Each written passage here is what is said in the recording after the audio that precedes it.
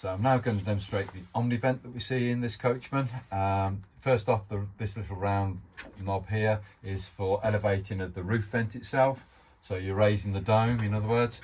So as you can see, I'm now turning that and it's lifting the roof dome up. So it's hinged on this edge and it's raising it forward in this particular case. And that's just allowing standard airflow to come in naturally through the roof vent itself. That is fine, but as you can see, we have got a fan system here and we can use it to either extract or to draw fresh air in from externally. What we're coming to is these little control valve here now. So we've got the on-off button, which is the central one, and every time I press it on the first off, it always extracts indicated by that little faint red light there. So it's in extraction at the moment. And the speed that it's rotating at is what I call half a revolution. If I now press this symbol here, you'll see it increase to a brighter level.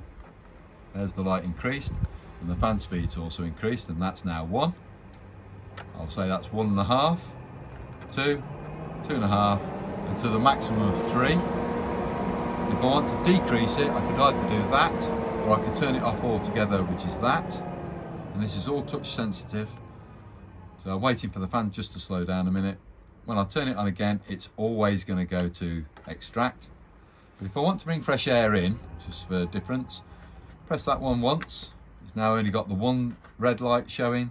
If I press it for the second time, what happens now, the fan changes direction and it's now coming on this other side of the vehicle, on this other side of the symbol, and it's now drawing fresh air in. And again, you've got up to a maximum of 3.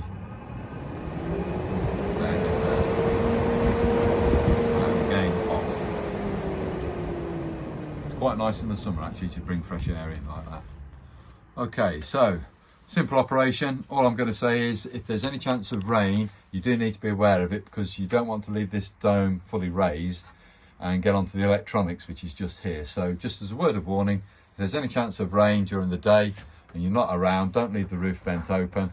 See if you can remember to lower that back down again, just so that rain can't get onto the actual control switches. The only other part to tell you about, it does have a night blind, which is a case of just pulling these two tags in together, moving it all the way to the outside edge, which is that, and then release, and that's locked in place. I'm not quite certain why you'd want several different locking positions, but it does have several different locking positions. Okay, simple operation of the Omnivent.